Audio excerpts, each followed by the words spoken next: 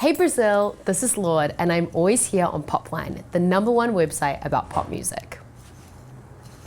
I do my makeup in somebody else's car. So Lorde, thanks for having us from POPline Brazil. First of all, I'd like to congratulate you on the Coachella concert that I've been on the weekend one. It was amazing concert. Thank you. And on the songs you already released from the new album, which are very, very nice. Thank you. Yeah, so, I mean, let's talk about your upcoming album, Melodroma, which, for the happiness of the fans around the world, finally is going to be released next June. So what did you want to achieve in this new work, and how is your excitement about it? I'm really excited. I'm excited for people to hear it. Obviously, it's been a long time since people have heard music from me, and even putting out these couple of songs has felt so wonderful to be able to kind of share with people where I'm at. I mean, the record it's cool. It's so, it's such a taut record. It's not long, there's not a lot of kind of sprawling. It's just like very like, this is what it is, and there's an energy to it and an intensity to it that I think is cool. And yeah, I think it's just one of those records that's sort of just like a bolt of, vivid color and energy, and I think it's going to be really exciting for people. So you said in a previous interview that Melodroma is about a single house party, or the ups and downs of being alone. Could you explain a little bit more about this, like the theme of the album? Yeah, I mean, I guess I felt like the sort of trajectory of an evening was a really good metaphor for a lot of situations that I think we're all in, whether, you have the beginning of something, you have the peak of something, and then you have it kind of falling apart or ending. And I think, you could apply that metaphor to something like a breakup or a relationship, or, it's, the conflict of it and the intensity of it felt like a cool platform for me to talk about all of these things that I wanted to talk about. And you have this 4-year gap between your two albums. In which way Melodroma is an evolution of Pure Heroine? Yeah, I mean, they definitely, I think Melodroma picks up from where Pure Heroine left off, Okay. It's about like very much the next chapter of my life. Yes. I think Pure Heroine was such a sort of an insular, intimate record, Yes. there's an element of this, it's very closed off from the world, whereas this record is very much, lives more in the world, I think. Okay. More open? Yeah, I think it is more open. I think it's more open and more outward. And yeah, it was cool to write such different records, but also with this similar thread. Okay. People talk about those huge expectations about the second album. I don't know if you ever thought about it. Like, It's very real. Yeah. It must be so successful as the first one. Did you feel any pressure about this? Yes. I did, I did. And a lot of it was kind of self-inflicted pressure, I just wanted it to be as good as it could be, because everyone was so invested in my last record emotionally. So yeah, I mean, I definitely felt the pressure of it, but I think that it's nice to have come out of it and hopefully made an okay record. And now I never have to make a second album ever again. Did you negotiate this gap, like this is, you had like this break of 4 years, like you asked it for years, something happened naturally, like I need this more time? Yeah, it just kind of happened. Yeah, I wasn't that I was taking like a lot of time off, but it does take me a while to like write a record and to figure out what it is. So yeah, I guess the writing took a minute, but yeah, the time flew by. I was like, shit, it's been 3.5 years. Yeah, it's wild. Great. So in the recent interview, you talk about being inspired by Florence and the Machine, Katy Perry, David Bowie, Rihanna even. It's a completely different artist. Totally. But what do you see in them that reflects on your work?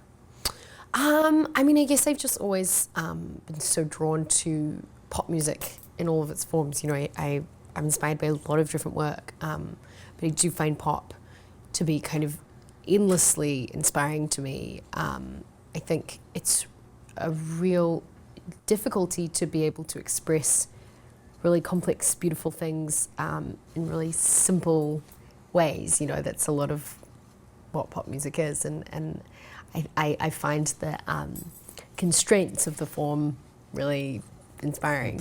Yeah.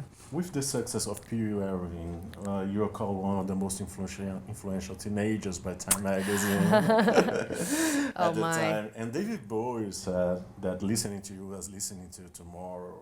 Yeah. And this somehow had put more weight on your shoulders, like when doing those new songs, or no, it just, I mean, like, oh my God, now I have to. I mean, I think I think I had as high a standard for it as I've always had.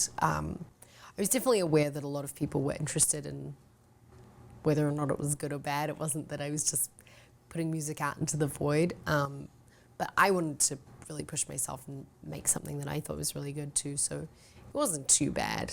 Okay. It was more self-inflicted pressure.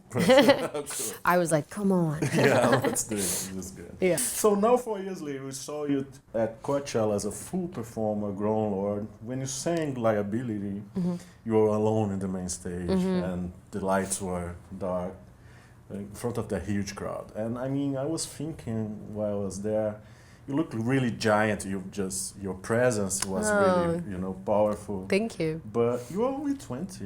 Do you ever feel frightened? Or you look very secure in what you're doing?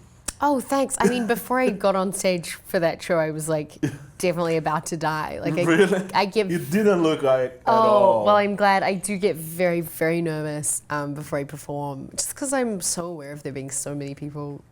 Yeah, You have so many people's evening in your hands. Like you want to give everyone a good time. But yeah, I'm glad I made it look easy. You did. I remember your entrance looking to the camera, and it was you remind me a lot of Kate Bush. Oh, thank you. With I all love the stage. her. Yeah, so your friends in Brazil also love, they say word dance. Some people say, she dances really cute. Yeah. And do you receive any comments about this? And actually, are you a fan? Because Kate Bush has this kind of amazing movement. Amazing body movement. Well, she actually trained in mime, so she was like a full trained kind of mover, as I'm just like throwing myself around. I guess for me, I really like moving in this really censored, unchoreographed way. I like to just sort of do what I feel like doing in that moment, and I think it looks the way the music feels. Exactly. I know that some people think it's like super weird. Fair enough, it is quite weird, but it makes me very happy. That's what counts in the end. Yeah, I think so. To have fun, right? I think so. Music's about fun. I think so. It's very. You should try dancing the way I dance. It's very fun. Yeah. It's a fun. You just like throw an arm so out. choreographic right now, so it's good to see kind of spontaneity. Totally. Yeah. Also, I would just be the worst. I can't remember choreography. I'm like really bad at any kind of memorized dance. Okay. Very bad at ballet as a child. But your dance was amazing. Thank you. Thank you.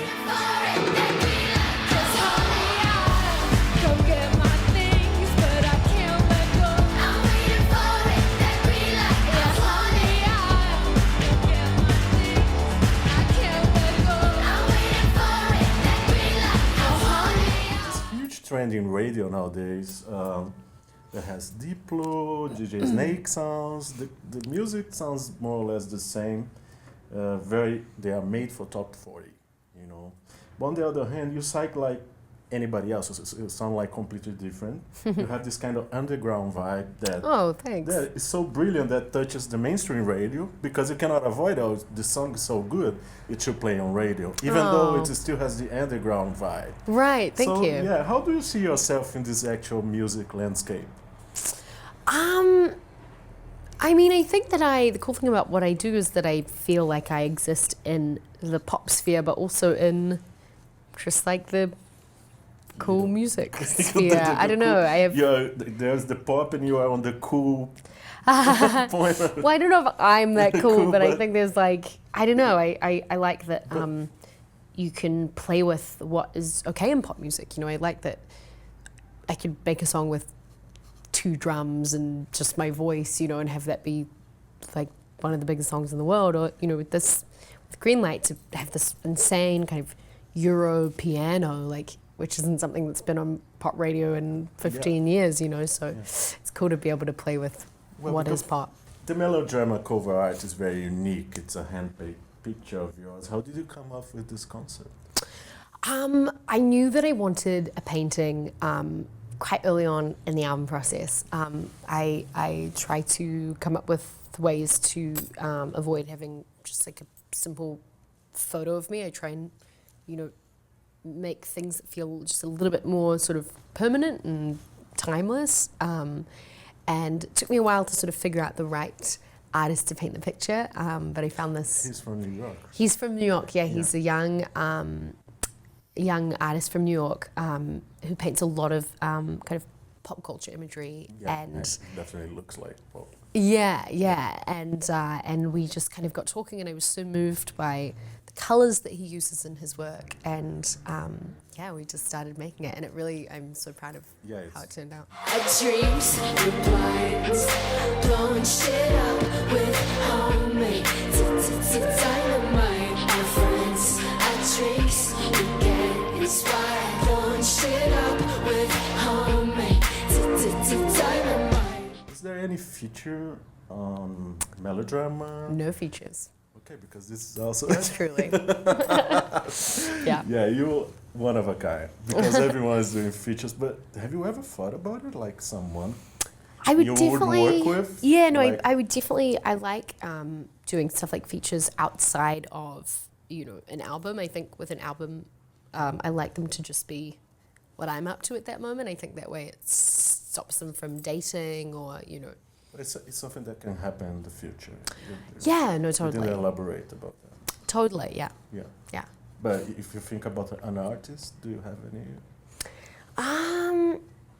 Who would I want to? I mean, there's a lot of people who I think are really good. I think that you know, someone like Chance the Rapper is so good. Yes. Like I think Kehlani is amazing. Okay. There's a young artist Khalid who I think is really Khalid, good. Yeah. Okay. A lot of kids doing great work. Great work. Yeah. So Liability has this huge acceptance from the fans, and have you decided on your new single? It's gonna be Liability or?